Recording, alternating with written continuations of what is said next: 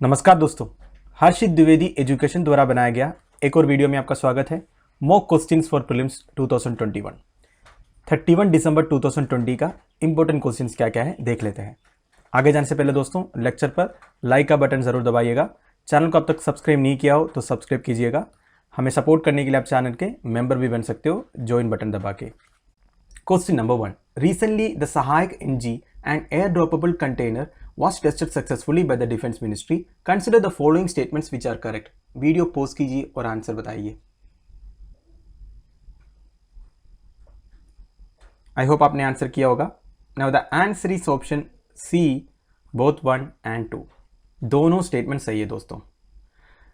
अब देखते हैं एक्सप्लेनेशन क्या है, इसके बाद क्वेश्चन पे आते हैं। सहायक एनजी होता है क्या दोस्तों? It is an air droppable container. मतलब दोस्तों बेसिकली इट्स ए कंटेनर। इसी तरह कंटेनर है, ठीक है। मान लो एक कंटेनर है, इसके अंदर बहुत कुछ चीजें भर सकता है। बेसिकली कुछ इंजीनियरिंग स्पेयर्स है, कुछ टूल्स है, कुछ इक्विपमेंट्स है, ये सब भर के ये एयरक्राफ्ट में चढ़ाता है और एयरक्राफ्ट जहां इसको ड्रॉप करना जाके ड्रॉप कर देगा।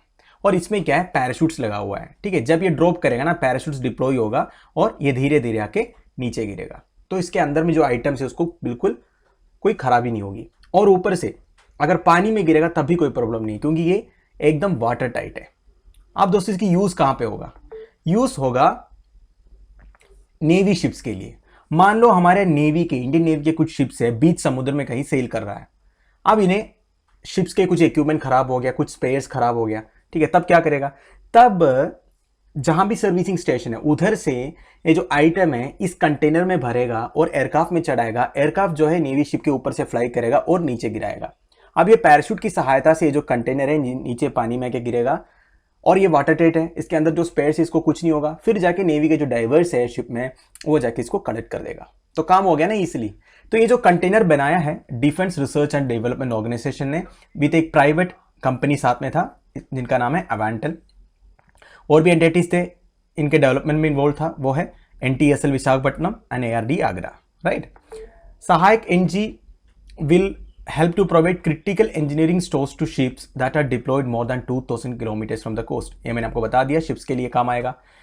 It reduces the requirement of ships to come close to the coast to collect spares and stores। ठीक है, शिप में कुछ आइटम्स खराब हो गए तो ये स्पेयर्स कलेक्ट करने के लिए कोस्ट तक आने की जरूरत नहीं है। इसी तरह कंटेनर में डाल दो, एयरक्राफ्ट में चढ़ा दो, फिर समुद्र में जाके गिरा दो, काम हो गया ना। अब दोस्तों और एक इंफॉर्मेशन मैं आपको प्रोवाइड करता हूं, यह है low velocity airdrop and high velocity airdrop. इस तरह की एयरड्रॉप्स जो होते हैं ना दोस्तों, एयरक्राफ्ट से जो चीजें गिराते हैं इसको एयरड्रॉप बोलते हैं। ये दो तरह के होते हैं। यह है लो वेलोसिटी में क्या है, पैराशूट तो लगा होगा और एकदम धीरे धीरे नीचे आके गिरेगा, इतना कंट्रोल्ड एनवायरनमेंट में नीचे आके गिरेगा। ये तभी यूज करते हैं जब कोई डेलिकेट इंस्ट्रूमेंट्स या कुछ डेलिकेट चीजें कंटेनर के अंदर हो। और एक होता है high velocity airdrop. High velocity में लो वेलोसिटी से थोड़ा सा हाई वेलोसिटी होगा, तो उसमें ऐसा आइटम्स होगा, कुछ फूड आइटम्स होगा, कुछ पैक्ड फूड्स होगा। ये नॉर्मली यूज होता है हमारे बॉर्डर्स में जो, या सियाचिन ग्लेशियर वगैरह में जो जवान सर्व करते हैं उनके लिए जो फूड मटेरियल्स प्रोवाइड करने के लिए ये जो हाई वेलोसिटी एयरड्रॉप यूज करते हैं। लैपस LAPS, ये देखिए दोस्तों, लो अल्टीट्यूड पैराशूट एक्सट्रैक्शन सिस्टम। ये आप ध्यान रखिए, लैपस करके एक सिस्टम है, बेसिकली एक एयरड्रॉप ही है, लो अल्टीट्यूड। देखो दोस्तों सियाचिन ग्लेशियर वगैरह में जब फूड आइटम्स ड्रॉप करते हैं ना, तब एक लैपस करके एक सिस्टम यूज करते हैं, लो अल्टीट्यूड पैराशूट एक्सट्रैक्शन सिस्टम। मतलब बहुत ही लो अल्टीट्यूड में होगा, फिर भी उतनी लो अल्टीट्यूड में ही पैराशूट डिप्लॉय होगा और जो सामान है वो धीरे आके नीचे गिरेगा, right. It is currently the most advanced air drop system. तो दोस्तों एक एयर ड्रॉप सिस्टम है लापस, आपसे कहीं पूछेगा तो जवाब दे देना, लापस भूलिए नहीं। It uses touch and go type pattern where the load is ejected in extremely low altitude. देखो एकदम लो ऑल्टीट्यूड में ये जो लापस सिस्टम यूज करते हैं, राइट। तो हमें हमारा आंसर मिल गया। It is a first indigenously developed air droppable container design by defence research and development organisation and Avantel, बिल्कुल सही है। It is a low velocity airdrop and with parachutes are designed to slow down the container as much as possible before it hits the ground। ये भी सही है दोस्तों, एक ground भी हो सकता है, वाटर भी हो सकता है, ठीक है। तो हमारे दोनों statements. Question number 2, recently the Gujarat government announced the new solar power policy 2021। Consider the following statements which are correct. Video pause कीजिए और आंसर बताने की कोशिश कीजिए।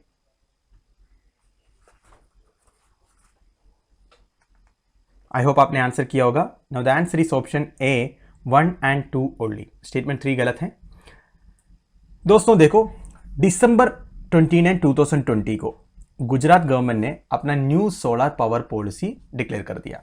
इसमें क्या है, सबसे मेजर पॉइंट क्या है, एनी डेवलपर और एनी पर्सन और industry can set up a solar project in Gujarat. तो basically Gujarat government solar projects के लिए बहुत सारे लिबरल रूल्स लेके आया है।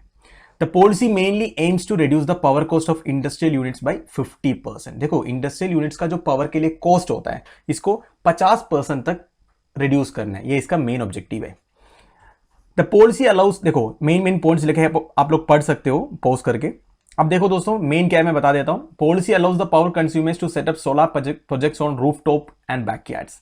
तो दोस्तों ये पॉलिसी के अंदर ना, अगर हम चाहें, अगर गुजरात में है, हमारे रूफटॉप में, हमारे घर का जो रूफटॉप में, बैकयार्ड में वगैरह, इस तरह के छोटे मोटे सोलर प्रोजेक्ट्स लगा सकते हैं। खुद लगा सकते हैं या दूसरे से लगवा भी सकते हैं, मतलब अपना स्पेस देके। Security deposit provided to the power companies has been reduced to 5 lakh rupees per megawatt. ठीक है, सिक्योरिटी डिपॉजिट जो पहले 25 लाख था, ये 5 लाख कर दिया। कितना कम कर दिया देखो दोस्तों। Policy aims to increase the presence of made in Gujarat brand in global market. Basically made in Gujarat brand जो है, इसको थोड़ा एक्सपोजर देने के लिए सब कर रहा है। Policy allows a group of consumers to set up solar projects as collective ownership project for self consumption. मतलब 2-3 यूजर्स या 2-3 पर्सन इकट्ठा होके एक कलेक्टिव ओनरशिप वाला प्रोजेक्ट भी कर सकते हैं, और ये न्यू सोलर पावर पॉलिसी के अंदर अपना काम कर सकता है। और भी कुछ पॉइंट्स लिखा है दोस्तों, पढ़ लीजिएगा। मेन जो पॉइंट्स है मैंने बता दिया आपको। अब देखो दोस्तों, हमारे स्टेटमेंट में क्वेश्चन में आता है, इसमें क्या है, according to the policy any developer और एनी पर्सन और industry can set up a solar power project in Gujarat. बिल्कुल सही है। Policy mainly aims to reduce the power cost of industrial units by around 50%। बिल्कुल सही है, ये भी मैंने आपको बताया। अब है दोस्तों, Gujarat is the largest solar energy producing states in India. ये गलत है दोस्तों, वैसे Karnataka is the answer, right. आप मुझे कमेंट बॉक्स में ये बता दीजिए, कर्नाटका में रिसेंटली एक सोलर पार्क इनॉग्रेट हुआ था, यस, ये बताइए आप, कर्नाटक में एक सबसे बड़ा सोलर पार्क कौन सा है, जिसका नाम क्या है। Question number 3, the ministry of home affairs recently declared Nagaland as disturbed area for the next 6 months under the Armed Forces Special Powers Act 1958. Consider the following which are correct. Video post कीजिए और answer बताइए। I hope आपने answer किया होगा। Now the answer is option C 1 and 3 only. तो दोस्तों statement 2 जो है, क्या लिखा है, only President of India can declare the whole और पार्ट ऑफ द स्टेट और union territory as disturbed area. ये गलत है दोस्तों, आगे एक्सप्लेनेशन में समझाऊंगा आपको।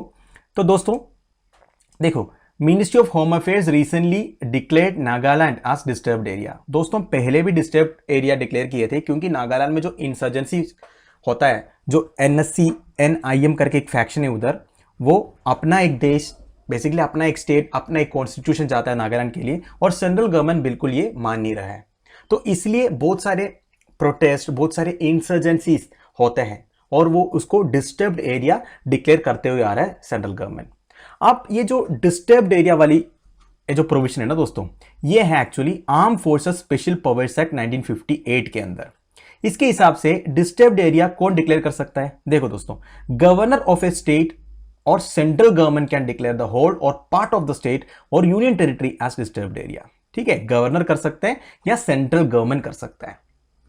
Once declared, region will continue to remain in disturbed category for 3 months. एक बार डिक्लेयर हो गया तो 3 महीने के लिए डिस्टर्ब्ड ही है। ठीक है, state government can only suggest if the act is required और नॉट। स्टेट गवर्नमेंट केवल सजेस्ट कर सकता है कि ये डिस्टर्ब्ड एरिया बनाना है या नहीं बनाना है। मतलब स्टेट गवर्नमेंट के पास इतना पावर्स नहीं है, ये पावर जा रहा है सेंटर के पास या गवर्नर के पास। तो बेसिकली हमारे स्टेटमेंट्स में आते हैं, इस disturbed area is declared in places where the use of arm forces is necessary to aid the civil power. बिल्कुल सही है। ठीक है, इसलिए सेंटर के पास पावर है। ठीक है, और गवर्नर के पास भी पावर है। मतलब सेंटर की हेल्प मांग सकता है, सेंट्रल के जो आर्म फोर्सेस है वो उधर आके जितने भी काम करना है वो सब करके देगा। ओनली प्रेसिडेंट ऑफ इंडिया, बिल्कुल गलत है दोस्तों, क्योंकि गवर्नर और सेंट्रल गवर्नमेंट कर सकता है। Once declared the region will continue to remain in disturbed category for 3 months. बिल्कुल सही है। अगर ये 6 या 12 ऐसे होता तो ये गलत होता। इस तरह भी क्वेश्चन आ सकते हैं दोस्तों, ध्यान दीजिएगा। Question number 4, consider the following statements with respect to Indian SARS-CoV-2 genomic consortia INSA COG which are correct. Video post कीजिए और आंसर बताइए। आई होप आपने आंसर किया होगा। Now the answer is option C 1 and 3 only. Statement 2 गलत है। सबसे पहले एक्सप्लेनेशन देखते हैं दोस्तों। INSSCOG ये क्या है दोस्तों? Basically it's a platform for scientist, virologist, experts studying diseases and government officials. तो बेसिकली दोस्तों आजकल जो नया जीनोमिक वेरिएशन आया हुआ है ना, जीन वेरिएशन क्या है, जीनोमिक वेरिएशन क्या है, इसके बारे में हमने ऑलरेडी एक वीडियो किया हुआ है। आप हर्षित सर के नाम के साथ सर्च कीजिए, आपको मिल जाएगा। तो आजकल जो न्यू कोरोना वेरिएंट आया हुआ है, इसके बारे में पढ़ाई करने के लिए, रिसर्च करने के लिए एक ऐसे प्लेटफॉर्म बनाया है, ऐसे कंसोर्शियम बनाया है गवर्नमेंट ऑफ इंडिया की तरफ से, वो है INSSCOG, right. It will be led by department of biotechnology, ministry of science and technology. दोस्तों ये बहुत ही इंपॉर्टेंट पॉइंट है। ये जो INSACOG INSSCOG है, डिपार्टमेंट ऑफ बायोटेक्नोलॉजी लीड करेगा, ना कि ministry of health and family welfare. आप कंफ्यूज हो सकता है क्योंकि ये कोरोना वायरस से रिलेटेड है, तो पर ये लीड करेगा department of biotechnology. Overall aim क्या है इसका? To monitor the genomic variations in SARS-CoV-2। तो बेसिकली जीनोमिक वेरिएशन जो हुआ है ना, कितने आदमियों को हुआ है, कैसे स्प्रेड हो रहा है, इसकी इंटेंसिटी क्या है, यह सब पढ़ाई करेगा। This vital research consortium will also assist in developing potential vaccine in future. मतलब आगे वैक्सीन बनाने में भी ये कंसोर्शियम जो है हेल्प करेगा।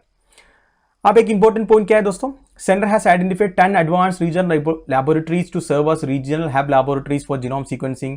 एक जीनोम सीक्वेंसिंग के लिए सेंटर ने 10 advance regional laboratories find out किया है। बेसिकली ये लिखा है। लास्ट पॉइंट देखो, national centre for disease controls nodal unit will maintain a database for all samples of the new variants. देखो दोस्तों आज कोरोना सीजन चल रहा है, तो इस तरह की क्वेश्चन भी इंपॉर्टेंट हो जाता है। एक national centre for disease control है, NCDC, ठीक है। ये नोडल यूनिट है, ये मेंटेन करता है जितने भी सैंपल्स का डेटा जो है ना, जो डेटाबेस है, ये मेंटेन कौन करता है? National centre for disease control. अब हमारे क्वेश्चन में आता है दोस्तों, स्टेटमेंट 1 क्या लिखा है? जो मैंने अभी बोला वही लिखा है, it will monitor the genomic variations, बिल्कुल सही है। सेकंड क्या है? It will be led by ICMR, ये बिल्कुल गलत है दोस्तों, क्योंकि department of science and technology में डिपार्टमेंट ऑफ बायोटेक्नोलॉजी आता है, वही लीड करेगा। National centre for disease controls nodal unit will maintain a database, ये बिल्कुल सही है। अब दोस्तों मैं और एक न्यूज़ आपको बताऊं जो आज ही आया था। गवर्नमेंट ऑफ इंडिया की तरफ से एक अलग कमेटी बिठा रहा है, वो ministry of health and family welfare से होगा, ये INSACOG को हेल्प करने के लिए, मतलब इसके ऊपर होगा। ऐसा एक न्यूज़ आया था, जस्ट मैंने आपको बता दिया। एक हाई लेवल कमेटी होगा जो ये जो INSSCOG के ऊपर एक कमेटी बैठेगा, राइट, और ज्यादा रिसर्च या एक्सप्लोरेशन करने के लिए, right. Question number 5 and a final question. Recently, Union Cabinet approves export of Akash missile system. Consider the following statements which are correct. Video pause कीजिए और आंसर बताइए।